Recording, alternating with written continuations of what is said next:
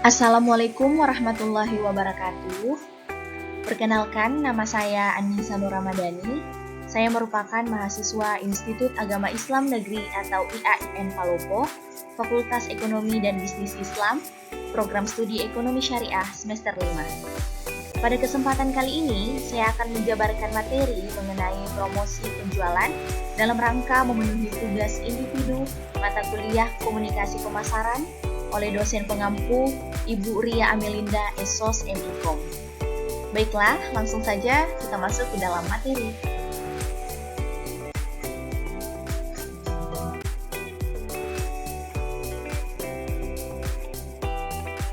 Nah, sebelum saya jauh membahas mengenai promosi penjualan, terlebih dahulu saya akan menjelaskan apa sih itu promosi. Promosi merupakan kegiatan terpenting yang berperan aktif dalam memperkenalkan, memberitahukan, dan mengingatkan kembali manfaat suatu produk agar mendorong konsumen untuk membeli produk yang dipromosikan tersebut. Jadi, promosi ini menunjuk pada berbagai aktivitas yang dilakukan perusahaan untuk mengkomunikasikan kebaikan produknya dan membujuk para pelanggan dan konsumen sasaran untuk membeli produk tersebut, sehingga dapat kita simpulkan bahwa dasar kegiatan promosi ini adalah komunikasi perusahaan dengan konsumen untuk mendorong terciptanya penjualan. Kemudian, untuk mengadakan promosi ini, setiap perusahaan tentu harus dapat menentukan dengan tepat alat promosi manakah yang dipergunakan agar dapat mencapai keberhasilan dalam penjualan.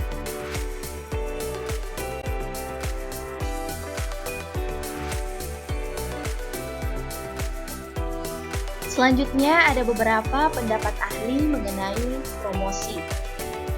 Yang pertama, menurut Basu Swasta DM dan Irawan dalam Agipora tahun 1999 mengatakan bahwa promosi merupakan insentif jangka pendek untuk mendorong pembelian atau penjualan dari suatu produk atau jasa. Selanjutnya, menurut Fandi Jiptono tahun 2004 mengatakan bahwa bauran promosi tradisional meliputi berbagai metode untuk mengkomunikasikan manfaat jasa kepada potensial dan aktual. Nah, metode yang dimaksud di sini terdiri atas periklanan, promosi penjualan, penjualan perseorangan, dan hubungan masyarakat. Selanjutnya, menurut Stanson dalam Agipora 1999, mengatakan bahwa promosi adalah kombinasi strategi yang paling baik dari variabel-variabel periklanan, penjualan personal, dan alat promosi yang lain, yang semuanya direncanakan untuk mencapai tujuan program penjualan.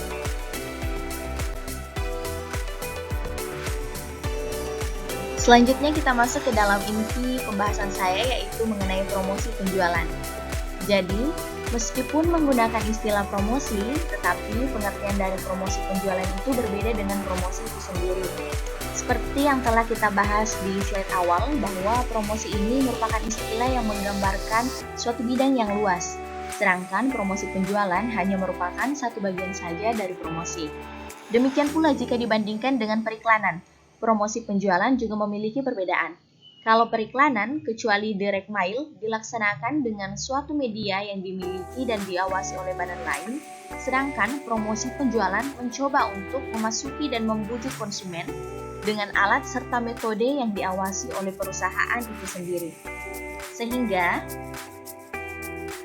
Nichols mendefinisikan promosi penjualan adalah kegiatan-kegiatan pemasaran selain personal selling, periklanan, dan publisitas yang mendorong efektivitas pembelian konsumen dan pedagang dengan menggunakan alat-alat seperti peragaan, pameran, demonstrasi, dan sebagainya.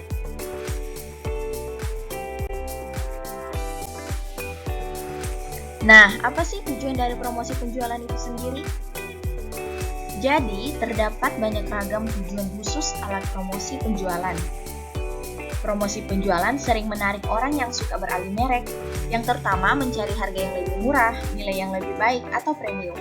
Jika beberapa di antaranya tidak mencoba merek, promosi dapat menghasilkan peningkatan pangsa pasar dalam jangka panjang. Adapun tujuan dari promosi penjualan akan saya jelaskan pada slide berikutnya yang terdiri atas beberapa bagian.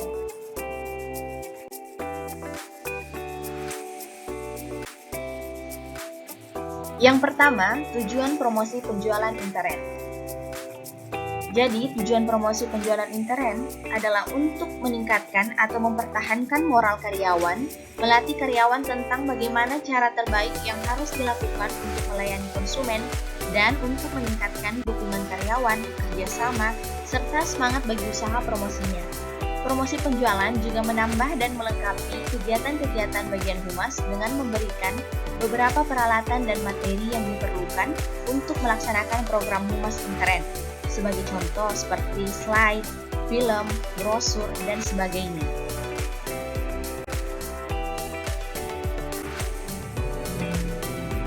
Berikutnya, tujuan promosi penjualan perantara. Jadi, usaha-usaha promosi penjualan dengan perantara, misalnya pedagang besar, pengecer, lembaga pengkreditan, dan lembaga jasa, dapat dipakai untuk memperlancar atau mengatasi perubahan-perubahan musiman dalam pesanan, untuk mendorong jumlah pembelian yang lebih besar, untuk mendapatkan dukungan yang luas dalam saluran terhadap usaha promosi, atau untuk memperoleh tempat serta ruang gerak yang lebih baik.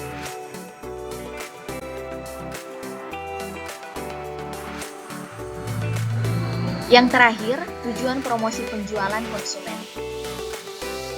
Jadi, promosi penjualan konsumen dapat dilakukan untuk mendapatkan orang yang bersedia mencoba produk baru, untuk meningkatkan volume penjualan, misalnya mendapat potongan 20% apabila membeli satu lusin.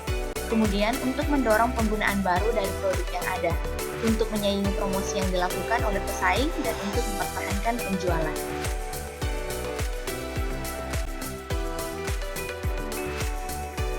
Adapun karakteristik promosi penjualan.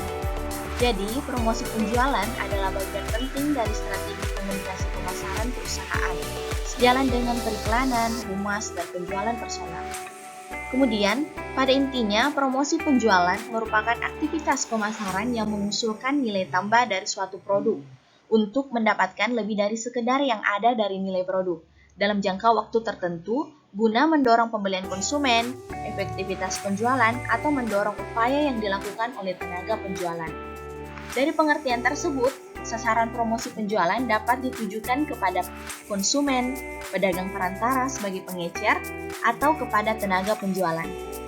Sehingga, promosi penjualan dipercaya mampu mengubah nilai harga yang telah diterima tersebut dengan menaikkan nilai dan atau menurunkan harga.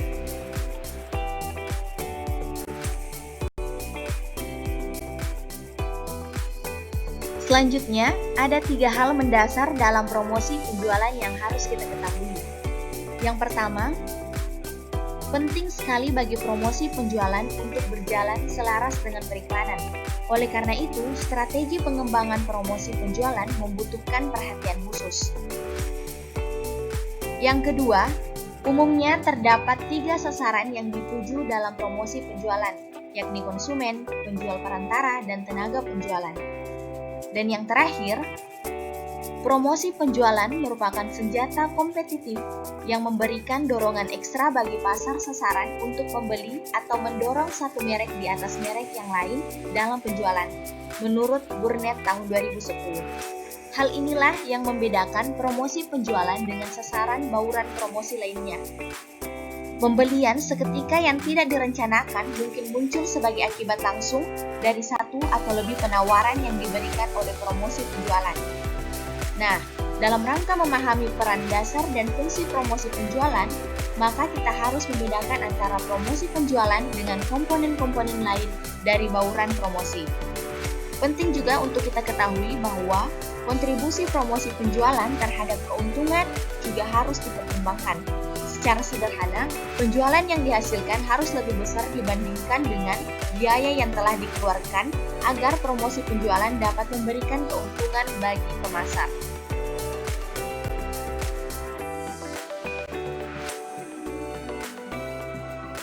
Nah, selanjutnya, apa saja keterbatasan promosi penjualan? Jadi, meskipun promosi penjualan merupakan strategi yang tepat bagi penjualan cepat, jangka pendek, dan hasil positif, promosi penjualan bukanlah jawaban bagi produk yang jelek, iklan maupun tim tenaga penjualan yang tidak efektif. Sehingga promosi penjualan membawa beberapa konsekuensi negatif, terutama dari sisi pesaing yang mungkin akan menjiplak strategi yang diciptakan. Bahkan, ada kemungkinan pesaing mengembangkan strategi yang lebih kreatif untuk menarik konsumen dan pedagang, karena tidak adanya hak cipta dalam promosi penjualan.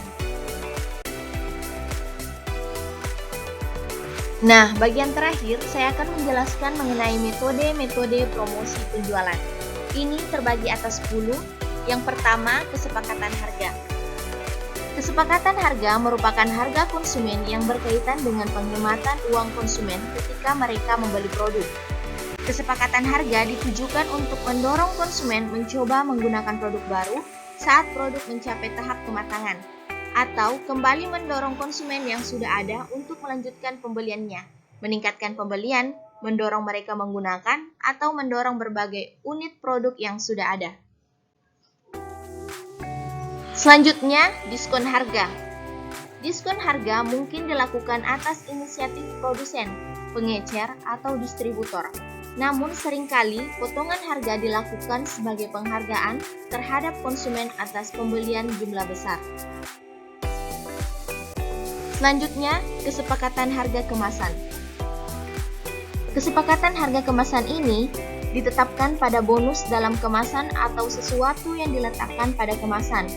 Ketika bonus kemasan diberikan, satu tambahan ekstra produk diberikan gratis saat produk dibeli pada harga reguler atau tetap. Selanjutnya, pengembalian dana.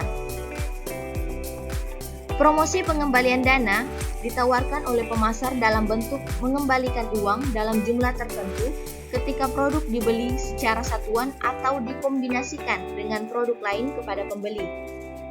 Pengembalian dana ini digunakan terutama untuk memperkenalkan produk baru. Konsumen melihat pengembalian dana sebagai hadiah dalam suatu pembelian. Kiat ini muncul lebih membangun loyalitas merek. Selanjutnya, kupon dan nota. Dalam satu periode tertentu, sering penjual menyarankan kepada pembeli untuk menyimpan dan mengumpulkan nota atau kupon bukti pembeliannya.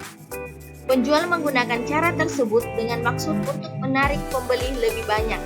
Biasanya, penjual yang kebanyakan berupa toko-toko pengecer hanya mengadakan selama periode tertentu saja, misalnya 1 bulan atau setengah bulan. Tetapi ada juga toko yang melakukan cara ini secara periodis. Misalnya dalam 1 tahun diadakan 3 kali. Cara seperti ini dimaksudkan untuk menciptakan langganan. Selanjutnya, undian dan kontes.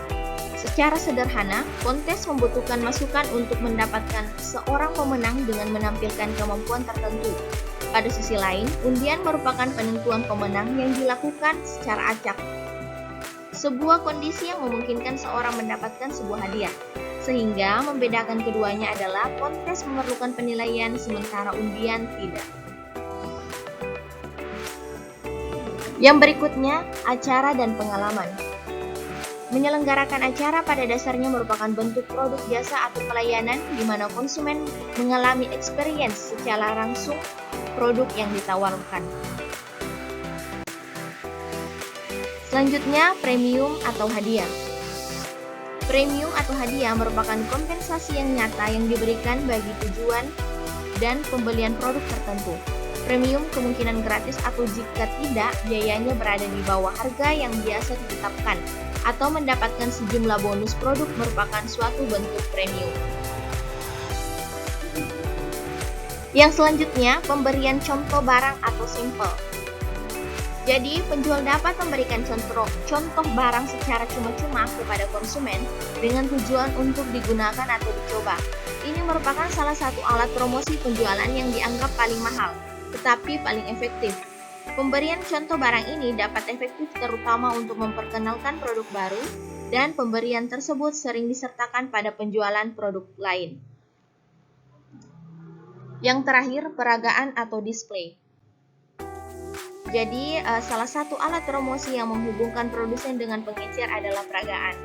Bagi produsen yang besar, biasanya tugas ini diberikan kepada tenaga penjualannya. Pengecer dapat memberikan kesempatan pada produsen untuk menggunakan sebagian ruangan atau etalase guna mengadakan peragaan atau dapat juga di tempat lain.